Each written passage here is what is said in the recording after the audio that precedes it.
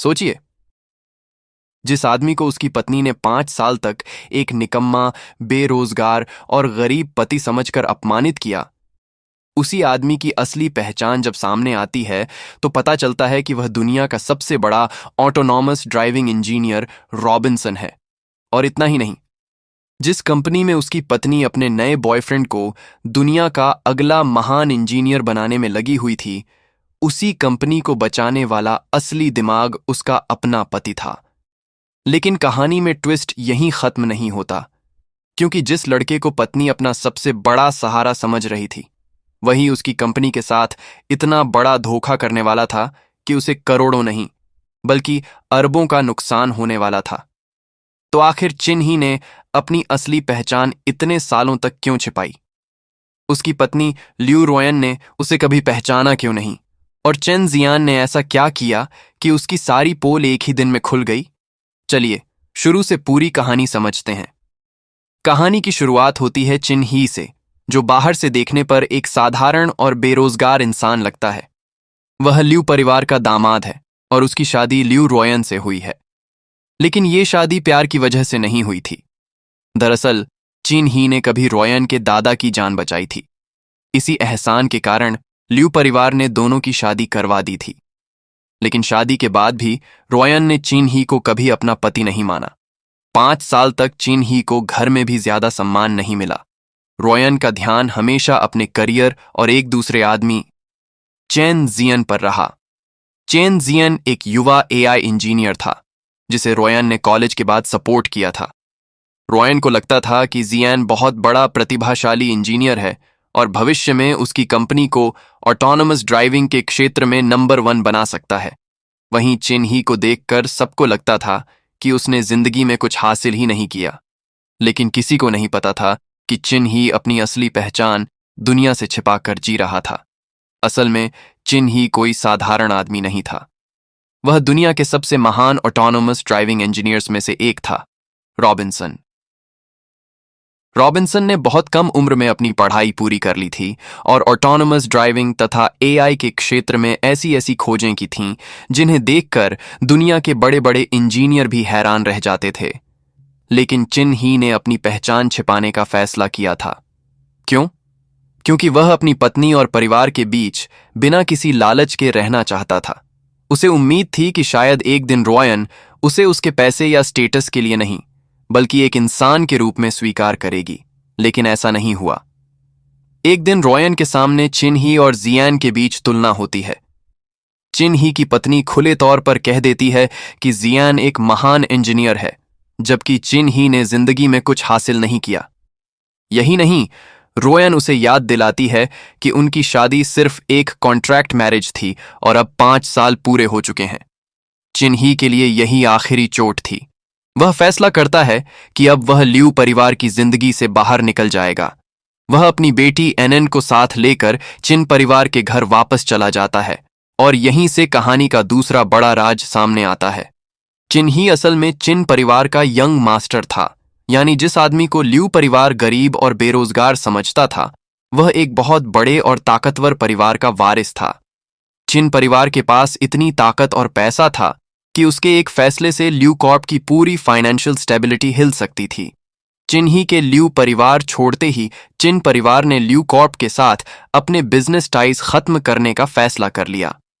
ल्यू Corp के लिए यह बहुत बड़ा झटका था, क्योंकि चिन परिवार उनका सबसे बड़ा इन्वेस्टर था। अब रोयन को पहली बार एहसास होने लगता है कि चिन ही शायद उतना साधारण नहीं है जितना वह समझती थी। लेकिन तब तक बहुत देर हो चुकी थी। दूसरी तरफ चेन जियान को ल्यू कॉर्प में एक बड़ा लैब और ऑटोनोमस ड्राइविंग प्रोजेक्ट दिया जाता है। वह दावा करता है कि वह 3 साल के अंदर फुल ऑटोनोमस ड्राइविंग सिस्टम बना देगा। लेकिन चिन ही साफ बता देता है कि यह प्लान प्रैक्टिकल नहीं है। कंपनी के पास सिर्फ कुछ महीनों का कैश रिजर्व है और जियन का प्रोजेक्ट बिना किसी फेज्ड प्लान के बहुत ज्यादा पैसा मांग रहा है। चिन ही सुझाव देता है कि पहले असिस्टेड ड्राइविंग से शुरुआत करनी चाहिए और फिर धीरे धीरे फुल ऑटोनॉमी की तरफ बढ़ना चाहिए।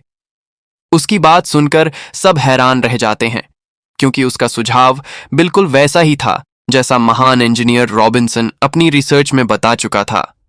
लियू रुक्सू को यहीं पहली बार शक होता है। वह चिन ही से कहती है, क्या तुम ही रॉबिन्सन हो? लेकिन चिन ही अपनी वह लियू कॉर्प के साथ कोई कोलैबोरेशन नहीं करेगा। सब हैरान हो जाते हैं, क्योंकि आखिर उसे रॉबिन्सन की तरफ से बोलने का अधिकार कैसे है? तभी चिन ही सबके सामने कहता है, क्योंकि ये सिस्टम मैंने बनाया है। पूरा हॉल शांत हो जाता है और फिर सबसे बड़ा खुलासा होता है। चिन ही रॉबिन्सन है, जिस आदमी को रोयन 5 साल तक निकम्मा समझती रही, जिसे उसने कभी कॉलेज तक न जाने वाला इंसान समझा, जिसके सामने उसने बार बार चेन जियान की तारीफ की। असल में वही आदमी दुनिया का सबसे बड़ा ऑटोनोमस ड्राइविंग जीनियस था। रोयान के पैरों तले जमीन खिसक जाती है, क्योंकि जिस रॉबिन्सन को वह सालों से अपना आदर्श मानकर उसके पीछे भाग रही थी, वह रॉबिन्सन कोई दूर बैठा हुआ मिस्टीरियस जीनियस नहीं था। वह तो हर दिन उसके सामने मौजूद था, उसका अपना पति। लेकिन रोयन अभी भी इस सच्चाई को स्वीकार नहीं कर पाती। वह कहती है कि चाहे चिन्ही रॉबिन्सन हो, फिर भी जियान उससे बेहतर है। तभी चिन्ही को समझ आता है कि रोयन को कभी उससे प्यार था ही नहीं। वह सिर्फ रॉबिन्सन की एक परफेक्ट इमेज से प्यार करती थी। और अब जब उसे पता चला कि रॉबिन्सन वही चिन्ही है, तब भी वह अपने पुराने भ्रम से बाहर नहीं निकल पा रही। लेकिन कहानी का सबसे बड़ा खुलासा अब भी बाकी था। ऑक्शन में चेन जियान के इंटेलिजेंट एआई सिस्टम की जांच होती है। चिन्ही को पहले से पता था कि सिस्टम नकली है। वह बहुत ऊंची बोली लगाता है, इतनी बड़ी कि अगर सिस्टम डिफेक्टिव निकला तो ऑक्शन रूल्स के हिसाब से उसे भारी कॉम्पेंसेशन मिल सकता था। और आखिरकार सच सामने आ जाता है। चेन जियान का एआई असली नहीं था। उसने चिन्ही की टेक्नोलॉजी का इस्तेमाल करके एक नकली इंटेलिजेंट एआई तैयार किया था।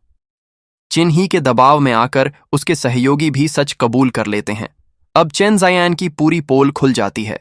लेकिन इसके बाद चिन्ही को एक और दर्दनाक सच्चाई पता चलती है। जिस घटना में रोयन को लगता था कि चेन जियान ने उसकी जान बचाई थी, असल में उस दिन उसे बचाने वाला चिन्ही था। चिन्ही ने गुंडों को रोककर उन्हें अपनी तरफ खींच लिया था, ताकि रोयन सुरक्षित निकल सके। और उसी दौरान रोयन के दादा को भी चोट लगी थी। लेकिन रोयन ने पूरी कहानी गलत समझ ली। जिस आदमी ने उसे बचाया, उसी पर उसने कभी भरोसा नहीं किया। और जिस आदमी ने खुद को उसका सेवियर बताया, उसी पर वह सालों तक विश्वास करती रही। अब रोयन को एहसास होता है कि उसने 5 साल तक अपने ही पति को कभी समझने की कोशिश नहीं की। उसने उसकी बातों को झूठ समझा, उसकी मेहनत को बेकार समझा, उसकी उपलब्धियों को नजरअंदाज किया और एक ऐसे इंसान पर विश्वास किया जिसने आखिरकार उसे धोखा दिया। चिन्ही अब भी उसे दोष देने के बजाय सिर्फ इतना कहता है, प्यार जबरदस्ती नहीं किया जा सकता। क्योंकि जिस रिश्ते में एक इंसान प्यार करता रहे और दूसरा सिर्फ मजबूरी में साथ रहे, वह रिश्ता ज्यादा समय तक नहीं टिक सकता। और अब चिन्ही के सामने एक नई जिंदगी है। उसके पास अपनी पहचान है, अपना परिवार है, अपनी टेक्नोलॉजी है और सबसे बड़ी बात, उसे किसी के सामने खुद को साबित करने की जरूरत नहीं। लेकिन सवाल यह है, क्या रोयन सच में चिन्ही को हमेशा के लिए खो देगी? क्या चेन जियान की कहानी यहीं खत्म हो चुकी है? और क्या चिन्ही कभी उस औरत को दूसरा मौका देगा जिसने इतने साल तक उसकी असली कीमत पहचानी ही नहीं? यही जानने के लिए कहानी का अगला हिस्सा देखना बेहद दिलचस्प होगा।